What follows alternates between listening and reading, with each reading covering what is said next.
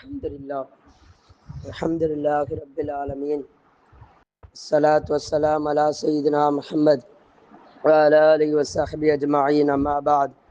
Qad qala Allah ta'ala fil Qur'anil Azim fil Furqanil Majid. A'udhu billahi minash shaitanir rajim. Bismillahir Rahmanir Rahim. அனைத்தும் அல்லாஹ் தாலா ஒருவனுக்கே உரித்தாவு. அல்ஹம்துலில்லாஹ். பெருமானா ஸல்லல்லாஹு அலைஹி வஸல்லம் அவர்களுடைய அன்பும் ஷஃபாத்தும் நம் அனைவர்கள் மீதும் குடும்பத்தார் உலக முஸ்லிம்கள் அனைவர் மீதும் என்றென்றும் நின்று நிலவட்டுமாக. ஆமீன். அல்ஹம்துலில்லாஹ். திருக்குரான் ஷரீஃப்ல அல்லாஹ் சுப்ஹானஹு வ தஆலா மூசா அலைஹிஸ்ஸலாத்து வஸ்ஸலாம் என்று சொல்லக்கூடிய ஒரு நபி, மூசா நபி நம்ம கேள்விப்பட்டிருக்கோம், வரலாறுகள் நிறைய படிச்சிருப்போம். மூசா அலைஹிஸ்ஸலாத்து வஸ்ஸலாம் அவங்கள ஒரு கவுமுக்கு அல்லாஹ் தஆலா நபியாக அனுப்புனான். அப்படிப்பட்ட அந்த நபியை பத்தி குர்ஆன் முழுக்க வரலாறுகள் உண்டு. எல்லா நபிக்கும் ஒவ்வொரு சூறால வரலாறு அல்லாஹ் சொல்லி தருகிற பேர். அல்லாஹ் சுப்ஹானஹு வ தஆலா மூசா அலைஹிஸ்ஸலாத்து வஸ்ஸலாம் அவர்களை மட்டும் முதல் ஜுஸ்ல ஆரம்பிச்சு, குர்ஆன்ல முதல் ஜுஸ்ல ஆரம்பிச்சு 30வது ஜுஸ் வரைக்கும் நீங்க பாத்தீங்கன்னா ஏதாவது ஒரு இடத்துல மூசா அலைஹிஸ்ஸலாத்து வஸ்ஸலாம் அவங்களோட வரலாறுகளை ஏதாவது வந்துகிட்டே இருக்கும். என்ன காரணம் அப்படின்னு சொல்லி நாம அதுல பார்க்கும் பொழுது, மூசா அலைஹிஸ்ஸலாத்து வஸ்ஸலாம் அவர்களை போன்று சோதிக்கப்பட்ட சமூகம் யாருமே கிடையாது. அந்த அளவுக்கு அந்த சமூக மக்கள் மூசா அலைஹிஸ்ஸலாத்து வஸ்ஸலாம் அவர்களை ரொம்ப சோதிச்சிருக்காங்க, ரொம்ப சோதனை கொடுப்பாங்க. இவங்க இந்த நபி என்ன செய்வாங்கன்னா ரொம்ப பொறுமையாக கோபப்படக்கூடியவர்கள் இருந்தாலும் அவர்களை தாங்கி கொண்டு இவர்கள் வாழ்ந்திருக்கிறார்கள். அந்த சமூகத்தை அதை ஃபேஸ் பண்ணி எப்படி வாழணும் அப்படின்னு சொல்லி அல்லாஹ் சுப்ஹானஹு வ தஆலா மூசா நபியினுடைய வாழ்க்கையை நமக்கு உதாரணமா சொல்லித்தரான். அதே போல இன்னொரு காரணம் சொல்லப்படும். என்னன்னு சொன்னா, பெருமானா ஸல்லல்லாஹு அலைஹி வஸல்லம் அவர்களும் நிறைய சோதிக்கப்பட்டிருக்கிறார்கள். அப்ப ஏன் மூசா நபியை மட்டும் அல்லாஹ் 30 ஜுஸ்ல சொன்னா என்று சொன்னா, மதீனால பெருமானா ஸல்லல்லாஹு அலைஹி வஸல்லம் காலத்துல மதீனால அதிகமான மக்கள் மூசா அலைஹிஸ்ஸலாத்து வஸ்ஸலாம் அவர்கள் ஈமான் கொண்டவர்களாக வாழ்ந்திருக்கிறார்கள். யகூதிகள் நஸ்ரானிகள் என்று சொல்லக்கூடியவர்கள் மூசா அலைஹிஸ்ஸலாம் அவங்கள ஈமான் கொண்டவர்கள். அப்ப அவங்களுக்கு புரியிற மாதிரி, அவங்களுக்கு நல்ல தெரிகிற மாதிரி ஒரு மார்க்கத்தை சொல்லும் சொன்னா அவங்க ஏற்றுக்கொண்ட அந்த நபியை சொல்லணும். அப்படிங்கிற காரணத்தினாலதான் அல்லாஹ் சுப்ஹானஹு வ தஆலா 30 ஜுஸுக்கள்லையும் மூசா அலைஹிஸ்ஸலாத்து வஸ்ஸலாம் வரலாறுகளை கொஞ்சம் கொஞ்சமா சொல்லிட்டே வரான். அப்படிப்பட்ட மூசா அலைஹிஸ்ஸலாத்து வஸ்ஸலாம் அவங்க நிறைய சோதிக்கப்பட்டாங்க. எந்த அளவுக்குன்னு சொன்னா, மூசா நபி அல்லாஹ் வணங்குறதுக்கு தனியா போவாங்க, தூர்சினா மலைக்கு போவாங்க. இதை பார்த்துட்டு அந்த கூட்டத்தை என்ன சொன்னா தெரியுமா, அவர்களோட மர்ம உறுப்பு பெருசா இருக்கு, அவரோட மர்ம உறுப்பு பெருசா இருக்கு, அதனாலதான் தனியா ஒதுங்குறாரு. இப்படி எல்லாம் கேவலமா பேசினான். அவர் மர்மஸ்தானம் பெருசா இருக்கு, அதனால அது யாருக்கும் தெரியக்கூடாதுன்னு சொல்லித்தான் தனியா ஒதுங்குறாரு அப்படின்னு சொல்லி ஒரு நபியை பத்தி ரொம்ப கேவலமா பேசினாங்க. அதே போல இன்னொரு கட்டத்துல பார்த்தா காரூன்னு சொல்லி ஒருத்தர் இருந்தான். மூசா அலைஹிஸ்ஸலாத்து வஸ்ஸலாம் அவன் காலத்துல வாழ்ந்த ஒரு செல்வந்தன், பல கோடிகள் சொல்ல முடியாது, அவ்வளவு தங்கமும் வைடூரியம் நிறைய வச்சிருந்தான். அவன்கிட்ட போய் இவங்க என்ன பண்ணாங்க, ஜக்காத்து கேட்டாங்க. மூசா அலைஹிஸ்ஸலாத்து வஸ்ஸலாம் ஜக்காத்து கேட்டாங்க. அவன் தர மறுத்துட்டான். தர மறுத்தது மட்டும் அல்லாம என்ன நினைச்சான் தெரியுமா, இவர் நல்லவரா இருக்க போய் தானே கேட்கிறாரு, இவரை கேவலப்படுத்தணும், இவரை மக்களுக்கு மத்தியில கேவலமானவனை ஆக்கணும்னு சொல்லி ஒரு பெண்ணோடு தொடர்பை ஏற்படுத்தி பரப்பி விட்டான். மூசா நபி இந்த பெண்ணோட தொடர்புல இருக்கிறது, அல்லாஹ் அதை முறியடிச்சாங்கிற வரலாறு. இப்படி இந்த சமூகத்தை சார்ந்தவர்கள் மூசா அலைஹிஸ்ஸலாத்து வஸ்ஸலாம் அவங்கள ரொம்ப கேவலமாக நடத்தினாங்க. ஒரு கட்டத்துல என்ன ஆச்சுன்னா, இவரை என்னென்னமோ செஞ்சு பார்த்தாலும் இவரை ஒண்ணுமே செய்ய முடியல. ஒரு கட்டத்துல அந்த ஊர்ல வாழ்ந்த பஹுலுல் இப்னு அப்படின்னு சொல்லி ஒரு நபர், ஒரு இறை நேசர், அவர்கிட்ட போய் என்னச்சு, அவருடைய தன்மை என்னன்னு சொன்னா, அவர் கையேந்தி துவா செஞ்சா உடனே கபூல் ஆகும். இறை நேசர் அவர் கையேந்தி துவா செஞ்சா உடனே கபூல் ஆகும். அவர்கிட்ட போய் மூசா நபிக்கு எதிராக நம்ம துவா செய்ய வைக்கலாம், அவருக்கு எதிராக நம்ம பிரார்த்தனை செய்ய வைக்கலாம் சொல்லி அவர்கிட்ட போறாண்டோ. யாரு? அந்த கௌமை சார்ந்தவர்கள், அந்த கூட்டத்தை சார்ந்தவங்க. யாருக்கு எதிராக? ஒரு நபிக்கு எதிராக ஒரு இறைநேசரை துவா செய்யும்படி சொல்ல வைக்கிறார்கள். எப்படி இருக்கு பாருங்க. ஒரு நபிக்கு எதிராக ஒரு இறை நேசர் அவர் கையேந்து துவா செய்தால் உடனே கபூலாகும். அப்படிப்பட்ட ஒரு நபரை ஒரு நபிக்கு எதிராக திருப்பத்துக்கு முயற்சி செய்யறாங்க.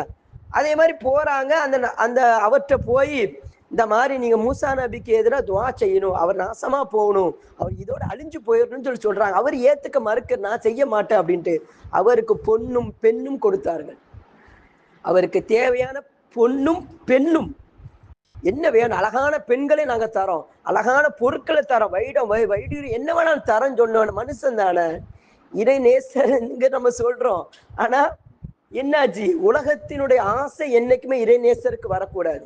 அப்ப என்னாச்சுன்னா அவர் அதிலே மயங்கி தன்னுடைய கடைசி முடிவு மோசமாக அமைந்தது. இந்த வரலாறு எல்லாம் சொல்லித்தரான் குரான்ல. இது எதுக்காக நான் சொல்ல வரேன்னா, நாம நினைச்சுக்கிட்டு இருக்கோம், நான் பிறக்கும் போதே ஈமானோடு பிறந்து விட்டேன், நான் வாழும் போது ஈமானோடு வாழ்கிறேன், காலையில இருந்து 5 நேரம் தொழுகை கரெக்டா தொழுகிறேன், ஜமாத்தை விடுறதில்லை, நான் தான் ஜமாத்தை நடத்துறேன், நான் தான் ஹத்தாத்தை நடத்துறேன், நான் தான் எல்லாம் செய்யறேன், இந்த இடத்துல நான் தான் எல்லா வக்தும் எந்த தொழுகை நான் விடுறதில்ல, ஆலிமா இருக்கான், இவன் அப்படி இருக்கான், இவன் இப்படி இருக்கான், அவன் தொழு வரதில்ல, அவன் அப்படி செய்யறான் என்ற பெருமை வந்து விட்டால் உன்னுடைய கடைசி முடிவு மோசமாக ஆகிவிடும். அல்லாஹ் இது கொண்டு உதாரணம் காட்டுறான். ஒரு இறை நேசர் தான், ஒரு இறை நேசரோட கடைசி முடிவு என்னாச்சு தெரியுமா, அவர் குஃபரோடு மரணித்தார் என்று அல்லாஹ் குர்ஆன்ல சொல்றான். ஒரு மனிதன் வாழும்போது ஈமானோடு பிறப்பது பெரிய விஷயம் அல்ல, ஒரு மனிதன் வாழும் போது ஈமானோடு வாழ்வது பெரிய விஷயம் அல்ல, மரணிக்கும் போது ஈமானோடு மரணிக்கணும். மார்க்கம் அதை தான் சொல்லி தருது. பெருமானா ஸல்லல்லாஹு அலைஹி வஸல்லம் காலத்துல ஒரு நபர் பெருமானாரோடு எதிரிலே நின்ற ஒரு நபர் போர்க்களத்துல எதிரிலே நிற்பார். ஒரு போர்க்களத்துல வராரு, பெருமானாரோட தன்மைகளை கேட்டு கேட்டு கேட்டு அவர் மனம் மாறி அந்த போர்க்களத்துல பெருமானாரை தனியாக சந்தித்து ஈமான் கொண்டார். ஈமான் கொண்டு இஸ்லாத்துக்குள்ள நுழைந்துட்டு பெருமானா ஸல்லல்லாஹு அலைஹி வஸல்லம் கேட்டாங்களா, யார சூழல்லாம் நான் என்ன அமல் இருக்கு எனக்கு? பெருமானா ஸல்லல்லாஹு அலைஹி வஸல்லம் சொன்னாங்களா, உனக்கு எந்த கடமையும் இல்லை, ஏன்னா தொழுகை நேரமே வரல, காலையில நடக்கிற போரு, காலையில ஈமான் கொள்றாரு, காலையில ஒரு 9 மணி 10 மணி இருக்கலாம், எந்த தொழுகை இருக்குது? வரலான தொழுகை கடமை இல்லை, அவர் ஈமான் கொள்றாரு. பெருமானா ஸல்லல்லாஹு அலைஹி வஸல்லம் சொல்றாங்க, உனக்கு இப்ப கடமை என்ன தெரியுமா? போர்க்களத்திலே செல்வது, போர்க்களத்திலே செல்வதுதான் கடமை என்கிறார்கள். அந்த ஈமானை தழுவி அந்த சஹாபி போர்க்களத்திலே நுழைகிறார்கள். லுகர் வக்து வரத்துக்குள்ள அவர் ஷஹீதாக்கப்படுகிறார். லுகர் வக்து வரத்துக்குள்ள ஷஹீதாக்கப்படுகிறார். அல்லாஹ் சுப்ஹானஹு வ தஆலா பெருமானா ஸல்லல்லாஹு அலைஹி வஸல்லம் சொன்னாங்க, அவர் சொர்க்கவாசி என்றார்கள். என்ன அமல செஞ்சாரு? எந்த வக்த தொழுதாரு? என்ன ஜகாத்து கொடுத்தாரா? நோன்பு வச்சாரா? என்ன தொழுகை தொழுகிறார்? எதுவுமே செய்யல. ஆனா அல்லாஹ்வும் ரசூலும் என்ன சொல்கிறார்கள்? சொர்க்கவாசி என்கிறாங்க. ஒரு மனிதனுடைய கடைசி முடிவு தான் அவனை ஈமான்தாரியாக மரணிக்க வைக்க வேண்டும். அதைத்தான் அந்த வரலாறு நமக்கு பாடமாக சொல்லித்த மூசா அலைஹிஸ்ஸலாம் வரலாறு நமக்கு பாடமாக சொல்லிக்கிறது. ஒரு இறை நேசர் வாழும் காலத்திலே தான் கையை தூக்கினால் துவா கபூலாகக்கூடிய அந்தஸ்து உடையவர்கள். ஆனா மரணிக்கும் போது எப்படி மரணிச்சார்? அவர் மரணம் மோசமான மரணம் அது. அந்த மரணத்தை விட்டு அல்லாஹ் நம்மளை பாதுகாப்பானார். அதனாலதான் பெருமானா ஸல்லல்லாஹு அலைஹி வஸல்லம் இப்படி ஒரு துஆவை சொல்லி கொடுத்தாங்க, அல்லாஹ் மர்சுகுனா இல்ம தௌஹீதி வ அமலல் இஹ்லாஸி வ ஹுஸ்னல் ஹாத்திமா. பெருமானார் எனக்கு இந்த துஆவை கத்து கொடுத்தாங்க. நீ தான் ஈமானோடு பிறந்துட்டாயே, நீ ஈமானோடு என் கையை பிடிச்சிட்டியே. பெருமானா ஸல்லல்லாஹு அலைஹி வஸல்லம் வஃபாத்துக்கு பிறகு நிறைய சஹாபாக்கள் குஃப்ருக்கு போனதாக வரலாறு இருக்கா இல்லையா? பார்க்கத்தானே செய்யறோம் நம்ம.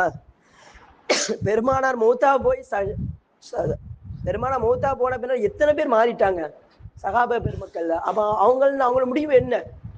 அப்ப வாழ்ற காலமும் பிறந்த காலமும் ஈமானோடு வாழ்ந்துட்டோம், மரணிக்கிறவங்க மரண தருவா ஈமானோடு அதாவது பெருமான இந்த துஆவை கற்றுக் கொடுத்தார்கள். அல்லாஹ் மர்சுகுனா இல்ம தௌஹீத் வ அமலல் இஹ்லாஸி. உன்னுடைய அமல் இஹ்லாஸான அமலாக இருக்க வேண்டும், உன்னுடைய அமல் ரப்புக்காக வேண்டி இருக்க வேண்டும். அவன் என்ன பார்க்கிறான், இவன் என்ன பார்க்கிறான், அவர் என்ன புகழணும், என்னை விட இவன் தாழ்வா இருக்கான், நீ யாரை தாழ்வா நினைக்காரு, உன்னுடைய முடிவு மோசமாக ஆகிவிடும் என்றார்கள் பெருமானா ஸல்லல்லாஹு அலைஹி வஸல்லம் அவர்கள்.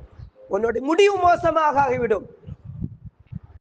அசர் தொழுக நான் தொழுகிறேன், அசர் தொழு நான் தொழு வைக்கிறேன், இவன் எஞ்சி போறான், துவால இவன் குக்காரதுல இவன் தௌஹீத்வாதியா என்றெல்லாம் சொல்லுகிறீர்களே, உங்களுடைய முடிவு எப்படி இருக்கும்? இன்னைக்கு அப்படி ஒரு பெருமை வந்துருச்சு. அந்த பெருமை மோசமான முடிவை ஏற்படுத்தும். மார்க்கம் அதைத்தான் நமக்கு கற்றுத் தருகிறது. யாரையும் நீ பார்க்காத, அமலுடைய விஷயத்துல நம்ம யாரையும் பார்க்க கூடாது. அமலுடைய விஷயத்தை நம்ம யார் இன்னைக்கு நம்மளுக்கு ஒரு நல்ல இடத்தை தந்திருக்கான், ஒரு ஹான்காவை தந்திருக்கான், இங்க நாம பயிற்சி எடுக்க தான் வந்திருக்கோம். நமக்கு எல்லாம் கிடைச்சிட்டுன்னு அர்த்தம் கிடையாது. இந்த இடத்துல நான் பூர்த்தி அடைஞ்சிட்டேன், சொர்க்கவாசி ஆயிட்டேங்கிற முடிவு நம்ம பண்ணிடக்கூடாது. இந்த இடம் என்பது நம்மளோட மரண தருவாய் வரைக்கும் நமக்கு பயிற்சி கொடுக்கக்கூடிய இடம். நம்ம ஷேகுமாரோட கரத்தை பிடிச்சிருக்கோம்னா கடைசி வரைக்கும் நம்ம கடக்கணும். கடந்துட்டோன்னு அர்த்தம் இல்லை, நம்ம பிடிச்சிட்டோம் நம்ம கடந்து வந்துட்டோம்னு அர்த்தம் கிடையாது. நம்மளோட முடிவு இன்னும் முடிக்கப்படல. அப்ப நம்ம முடிவு எப்ப கடைசி வரைக்கும் அந்த கரங்களை பற்றி பிடிக்க வேண்டும் என்று சொன்னால், நம் கையோடு அந்த கரங்கள் இருக்க வேண்டும் என்று சொன்னால், நம் உள்ளத்திலே பெருமை வந்து விடக்கூடாது. பெருமை வந்துருச்சுன்னு சொன்னா ஷேகுமார்கள் கூட நம்மளுக்கு கையை விட்டுருவாங்க. ஏன்னா அவங்க அப்படி வாழல இந்த உலகத்துல. நாம பிடிச்சிருக்கக்கூடிய கரங்கள் இருக்கிற ஷேகுமார்களுக்கு கரங்கள் அவங்க பெருமைக்காண்டி வாழல இந்த உலகத்துல. எந்த தரீக்காவா இருக்கட்டும், அவங்களோட ஷேகுமாருக்கு வரலாறு படிங்க. பெருமைக்காண்டி அவங்க வாழ்ந்தாங்க உலகத்துல. என்ன எல்லாரும் புகழணும், பெருமைக்காண்டி வாழ்ந்திருந்தா அவங்களோட புகழ் அவங்களோட அழிஞ்சிருக்கும். பெருமைக்காண்டி வாழாதனாலதான் அவங்க மரணித்த பிறகும் பல ஆண்டுகள் கழித்தும் அவங்களோட புகழ் இந்த உலகத்திலே சொல்லப்பட்டு கொண்டிருக்கிறது, பேசப்பட்டு கொண்டிருக்கிறது. சஹாபாக்கள் வரலாறு இன்னைக்கு நாம பேசுறோம்னா அவங்க பெருமைக்காண்டியா வாழ்ந்தாங்க. அவங்க அல்லாஹ்வுக்கும் ரசூலுக்காண்டி வாழ்ந்தார்கள். அதே மாதிரிதான் நாம வாழக்கூடிய காலத்துல நம்ம செய்யற அமலை நாம பெருசாவே எடுக்கக்கூடாது. நம்ம தொழுகை கபூல் ஆயிட்டு நமக்கு தெரியுமா? இன்னைக்கு ஃபஜ்ர் தொழுதோம், கபூல் ஆயிட்டு நமக்கு தெரியுமா? நிச்சயமா நமக்கு தெரியாது. நீ காலில தொழுதோம், நம்ம பிறந்தல இருந்து எவ்வளவு தொழுகையை தொழுவோம், நம்ம தொழுகையெல்லாம் கபூல் ஆயிட்டு நீ சொர்க்கவாசின்னு அல்லாஹ் என்னைக்கா சொல்லிட்டானா? நம்மள சொல்லலையே. அப்படி இருக்கும்போது எதுக்கு இந்த பெருமை?